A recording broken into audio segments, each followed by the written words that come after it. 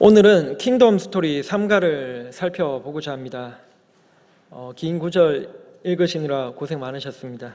지난 시간에는 하나님께 불순종한 인간 왕을 어떻게 징계하시는지를 살펴보았죠. 이번 시간에는 하나님 나라의 참된 왕은 어떤 왕인지 한번 살펴보고자 합니다. 혹시 여러분들은 드라마 같은 인생 경험을 하신 적이 있으신가요? 결코 승리할 수 없는 상황에서 또 기적적으로 역전을 했던 경험이 있으신가요? 저는 제가 좋아하는 운동은 축구입니다. 축구를 굉장히 좋아합니다. 그래서 매 시즌 월드컵 때마다 가슴 설레고 뛰기도 했습니다. 작년에 카타르 월드컵 혹시 다들 보셨는지요? 카타르 월드컵 때문에 한창 잠 못 자고 응원하신다고 그런 분들도 꽤 많이 있었을 거라고 생각합니다. 여러분들이 그 카타르 월드컵 경기 중에서 가장 인상이 남고 기억에 남는 경기가 있습니까? 저는 있습니다. 한 경기를 뽑으라면은 대한민국과 포르투갈전입니다. 당시 대한민국이 1차전이 이제 우루과이였고 우루과이랑 비기고 가나전에서 지게 된 상황이었죠. 그리고 세 번째 경기에서 무조건 승리해야지만이 16강에 들어갈 수 있었습니다. 그런데 3차전 경기 상대가 포르투갈이었습니다. 대한민국이 피파 랭킹이 33위였고요. 당시 포르투갈은 8위였습니다. 정말 계란으로 바위 치는 격이었던 거죠. 저는 사실 그 경기를 보지 않았습니다. 당연히 질 거라고 생각하고 보지 않고 새벽에 기도하러 나갔던 기억이 있습니다. 근데 아침에 일어나 보니까 대한민국이 포르투갈을 2대1로 이겼다는 겁니다.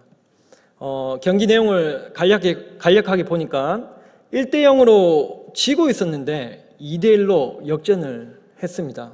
또 심지어 상대가 포르투갈이었죠. 정말 이런 기적 같은 승리, 정말 드라마 같은 인생이 펼쳐질 때 정말 짜릿하지 않습니까? 오늘 우리가 읽은 본문은 너무나도 잘 알고 있는 말씀입니다. 다윗과 골리앗 이야기. 아마 이스라엘 역사상에서 가장 드라마 같은 승리라고 하면은 해도 과언이 아닐 정도로 되게 유명한 말씀입니다. 교회를 오랫동안 다닌 사람이라면 당연히 다윗과 골리앗 이야기를 모르는 사람들은 없었을 겁니다. 사무엘상 17장 1절에서 3절은 해당 이야기의 배경을 보여줍니다. 이스라엘 백성들과 블레셋 사람들이 군대를 모아서 전투를 준비하고 있죠. 그들은 가운데 골짜기를 두고 사이에 두고 서로 진을 친 상태입니다. 그때 블레셋 진영에서 싸움을 도두는 자가 있었지요. 바로 골리앗입니다. 4절에서 7절은 골리앗이 어떤 인물인지 아주 자세하게 기록하고 있습니다.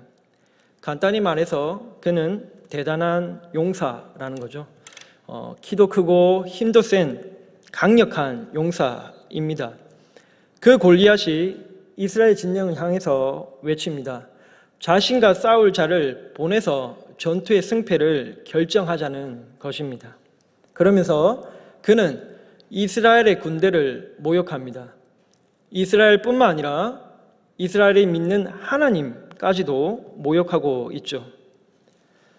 우리는 너무 잘 알고 있습니다. 골리앗이 어떻게 되는지, 그 골리앗의 결말을 알고 있죠. 골리앗은 자신보다 매우 작은 한 소년의 손에 죽게 됩니다. 그 소년이 누굽니까? 바로 다윗입니다. 그는 젊고 붉고 용모가 아름다운 소년이었죠. 어떻게 다윗이 골리앗을 이길 수 있었을까요? 어떻게 골리앗을 상대로 이런 기적 같은 승리를 거둘 수 있었을까요? 많은 사람들이 해당 말씀을 골리앗과 다윗에 초점을 두고 있지만 오늘은 사울과 다윗에 초점을 두고 다윗이 이런 기적 같은 승리를 얻을 수 있었던 비결이 무엇인지 함께 찾아보기를 원합니다. 사울과 다윗은 이스라엘과 하나님을 모욕하는 골리앗의 말을 똑같이 들었습니다. 그런데 그 둘은 매우 다른 반응을 보입니다. 먼저 내적인 반응을 한번 살펴볼까요? 11절에서 사울은 골리앗의 말을 듣고 어떤 반응을 보일까요? 10절과 11절을 우리 함께 읽어보겠습니다. 그 블레셋 사람이 또 이르되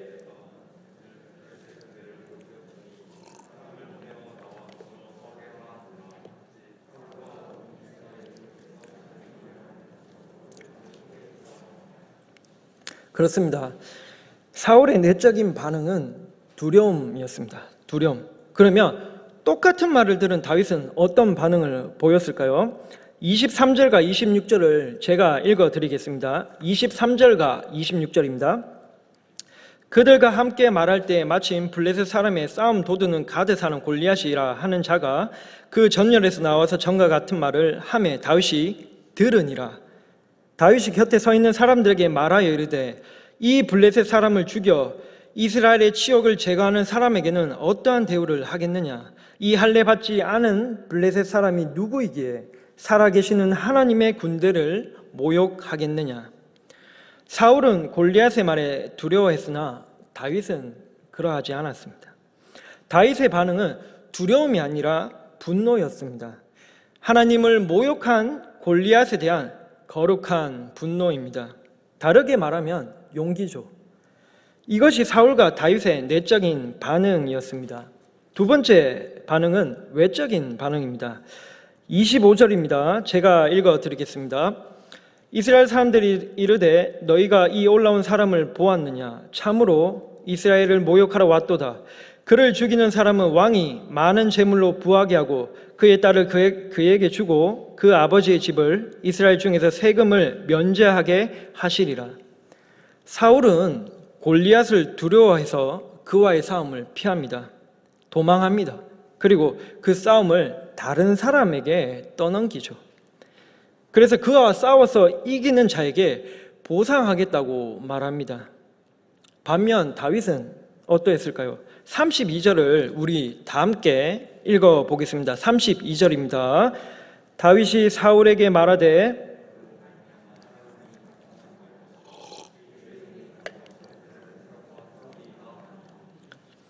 다윗은 달랐습니다. 다윗은 다른 사람이 아닌 자신이 직접 나가서 싸우겠다고 말합니다. 오히려 다윗은 자신을 염려하는 사울의 말에 아랑곳하지 않고 나가 싸우고자 합니다. 사울은 골리앗 앞에서 두려움과 회피라는 반응을 보였던 반면 다윗은 분노와 용기를 보여주었습니다. 사울은 이스라엘의 왕이었지만 전혀 왕다운 모습을 보여주지 못했습니다. 사울은 눈앞에 있는 블레셋 군사 골리앗에 압도되어서 진짜 용사이신 하나님을 보지 못합니다. 사울은 자신을 왕으로 기름 부으신 하나님도 보지 못했고 하나님께서 자신에게 능력 되심도 믿지 못한 것입니다. 그러나 다윗은 하나님의 군대를 모욕하는 골리앗의 도발 앞에서 살아계신 하나님을 봅니다. 그래서 그는 분노했습니다. 다윗은 곧장 골리앗과 싸울 결심을 합니다. 이는 하나님의 백성을 이끌 왕은 어떠해야 하는지를 우리에게 분명히 보여주고 있는 것이죠. 자, 이제 우리 교재를 한번 볼까요? 교재 39쪽과 41쪽에 있는 문제들을 한번 풀어보겠습니다. 제가 다 다루지는 않을 거고요. 몇 문제만 살펴보겠습니다. 왜냐하면 나머지는 여러분들이 충분히 생각하시면서 풀 수 있는 문제들이기 때문입니다. 1-1번 4절에서 7절에서 골리앗의 모습이 상세하게 묘사되는 이유는 무엇일까요? 골리앗의 모습을 상세하게 기록한 이유는 당연히 골리앗이 대단한 사람이라는 것을 보여주기 위함이겠죠. 그리고 여기서 좀 더해서 반전의 효과를 좀 더 크게 하기 위해서 기록을 했을 것이라 봅니다. 이런 골리앗도 하나님 앞에서는 아무것도 아니라는 것을 말해주기 위함이겠죠. 1-2번 하나님의 교회나 백성을 모욕하고 공격하는 사탄과 세상을 마주할 때 교회 지도자가 보여야 할 지도력은 어떤 것일까요? 두려움 앞에서도 하나님을 볼 수 있는 자가 되어야 하겠죠. 또 흔들리지 않는 믿음이 필요합니다. 2-2번, 하나님은 왜 사울 왕 대신 다윗을 골리앗과 싸우도록 준비하셨을까요? 생각을 자유롭게 나눠봅시다. 저는 그렇게 생각합니다. 하나님 나라를 이끌 진정한 왕이 어떤 왕인지를 보여주기 위함이 있다고 생각을 하고요. 또 전쟁이 누구 손에 달려 있는지를 보여주기 위함이라고 생각합니다. 자, 이제까지 우리는 사울과 다윗의 반응을 살펴보았습니다.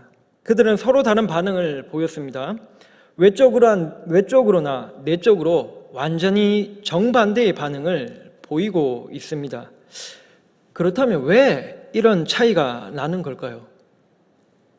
왜 다윗과 사울은 이러한 차이가 나는 걸까요?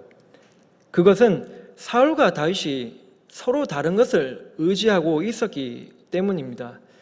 우리 한번 38절을 함께 읽어보겠습니다. 38절입니다. 이에 사울이 자기 군복을 다윗에게 입히고 노투구를 그의 머리에 씌우고 또 그에게 갑옷을 입히매.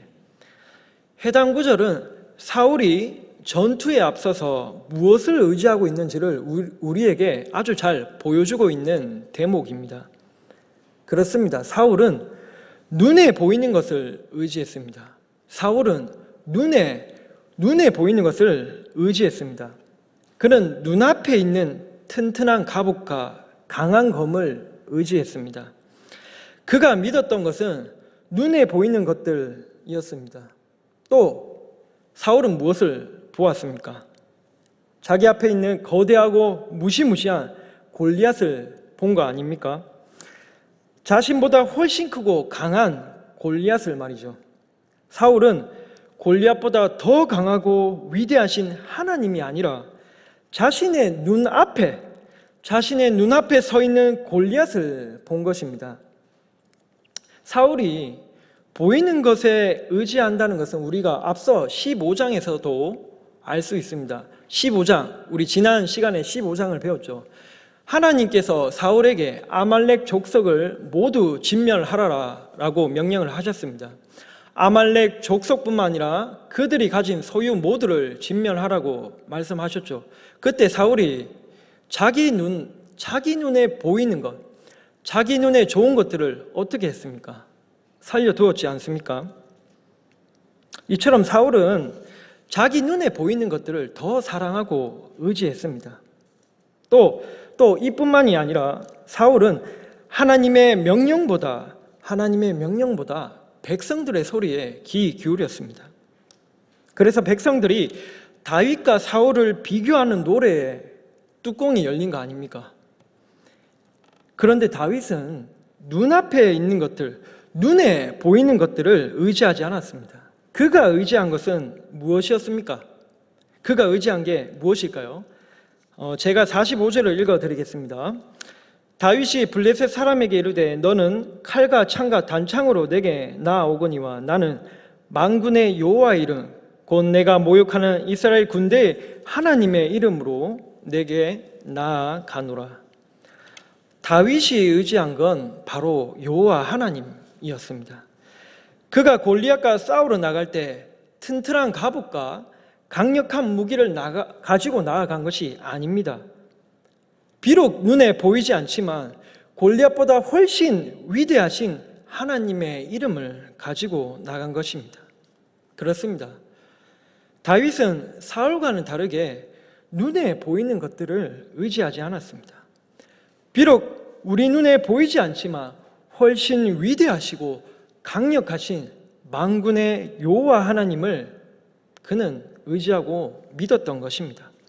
바로 이것이 다윗이 골리앗과의 싸움에서 승리할 수 있었던 비결입니다. 다윗이 이렇게 행동할 수 있었던 것은 생명의 근원이 누구에게 있는지, 더 나아가서 역사의 주관자가 누구신지를 그는 분명히 알고 있었기 때문입니다. 34절에서 37절을 우리 함께 교독하시겠습니다. 34절을 제가 먼저 읽겠습니다. 다윗이 사울에게 말하되 주의 종이 아버지의 양을 지킬 때 사자나 곰이 와서 양떼에서 새끼를 물어가면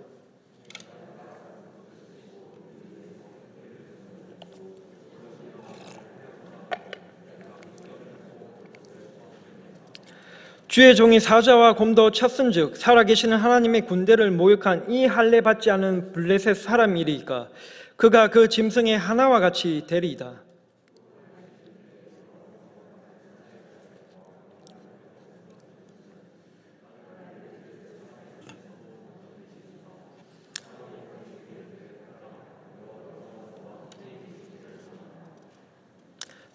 다윗은요, 사람이 죽고 사는 것이 하나님 손에 달려 있음을 알았습니다.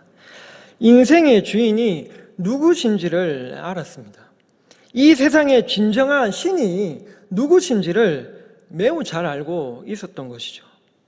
그래서 그는 눈에 보이는 것들보다 눈에 보이지 않는 하나님을 더 신뢰하고 의지했던 것입니다. 사울도 동일한 경험이 있습니다. 그는 여러 전쟁에서 승리했지만 그와 함께 하신 하나님이 아니라 눈에 보이는 것들에 더 신경 쓰기 시작했습니다. 승리한 자신의 모습, 전투에서 얻은 전리품, 자신을 우러러보는 백성들의 표정. 승리 속에서 그는 하나님이 아니라 다른 것들을 보기 시작했던 것이죠.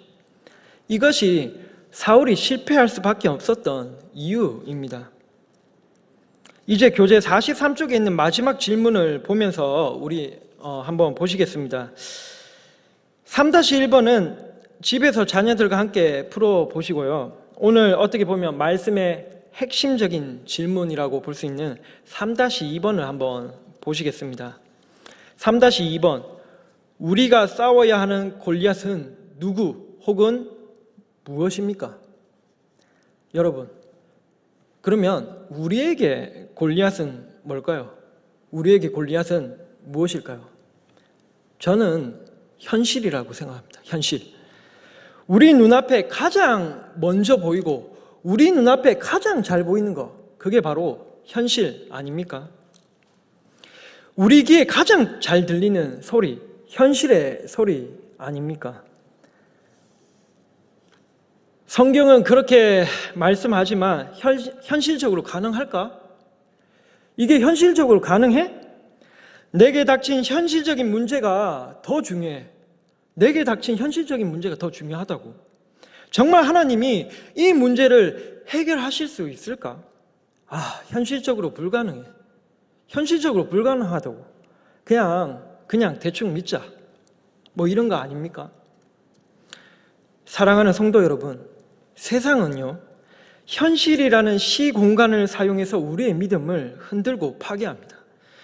현실은 우리 문제의 유일한 해결책이신 하나님을 보지 못하도록 막습니다. 우리가 하나님을 바라보지 못하도록 만들죠. 물론 현실 중요하죠. 우리가 현실을 벗어나서 살 수 없는 거 맞습니다.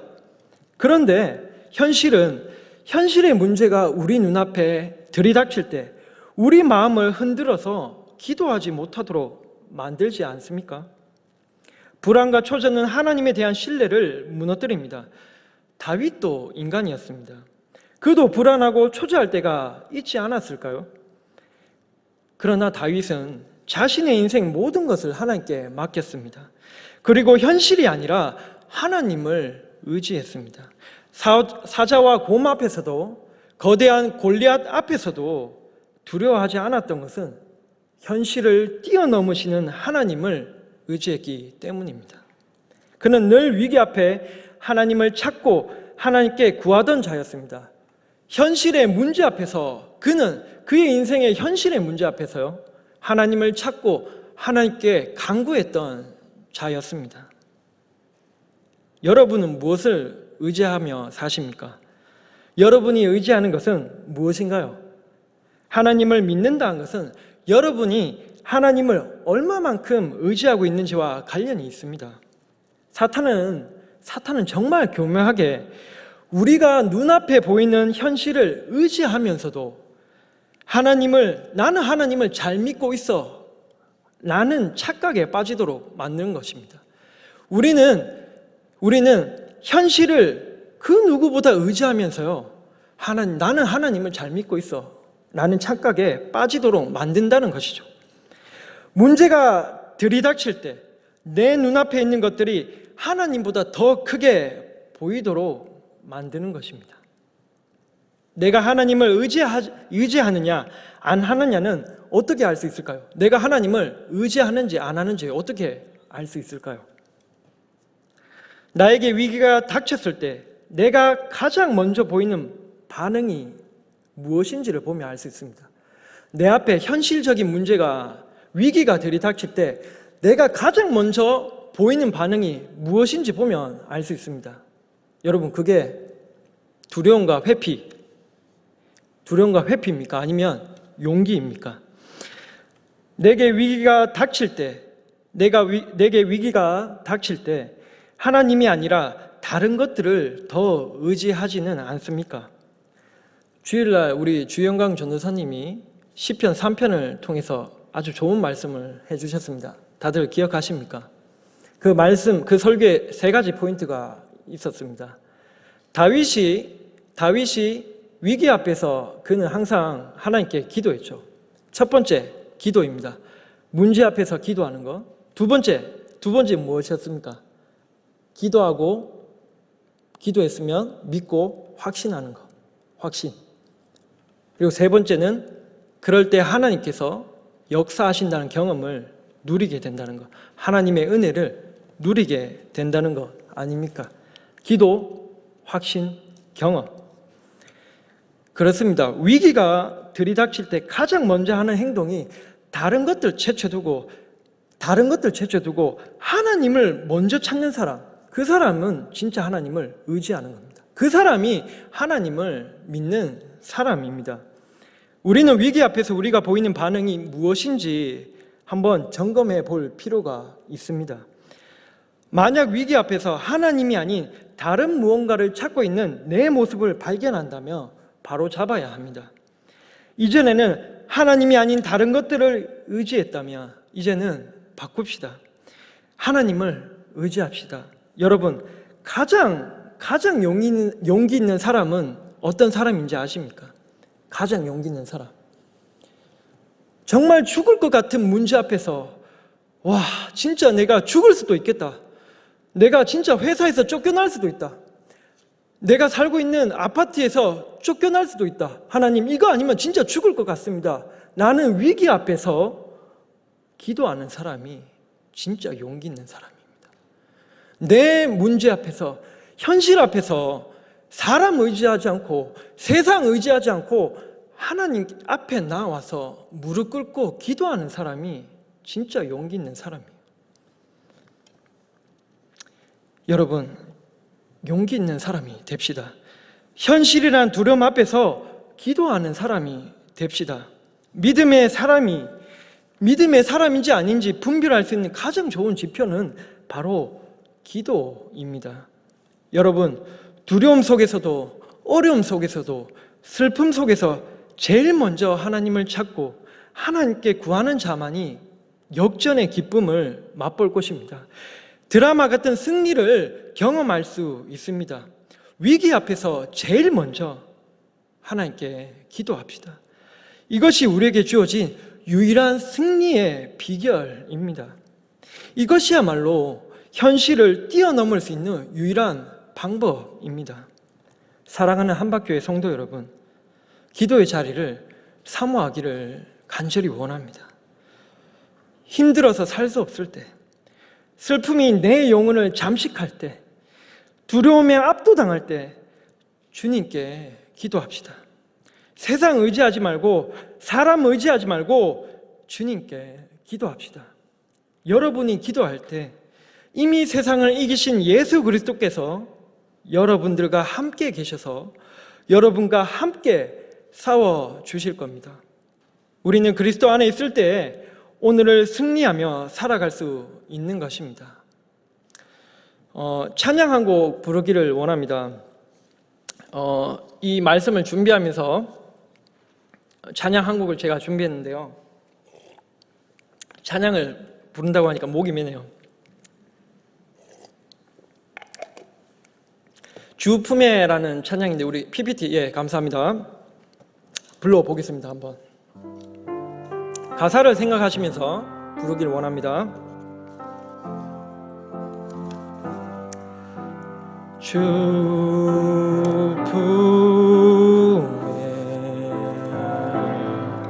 품으소서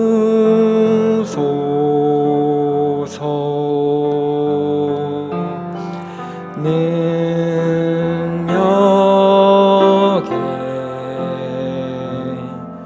발로 덮으소서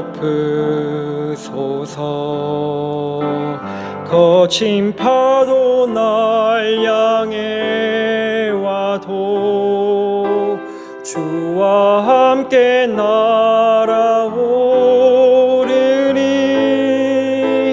참 가운데 나의 영혼 잠잠하게 주를 보리라. 2절 부르겠습니다. 주님 안에 나 거하리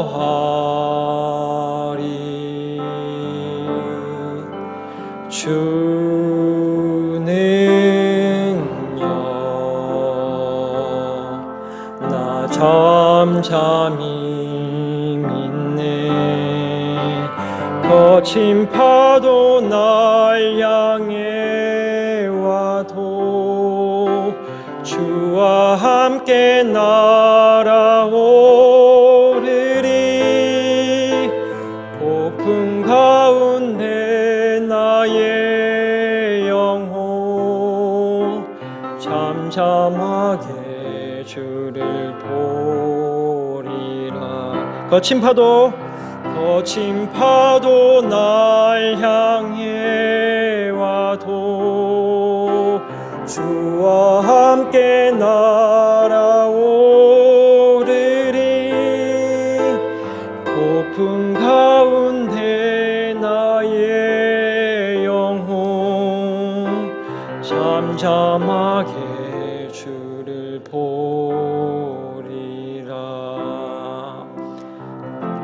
맞습니다.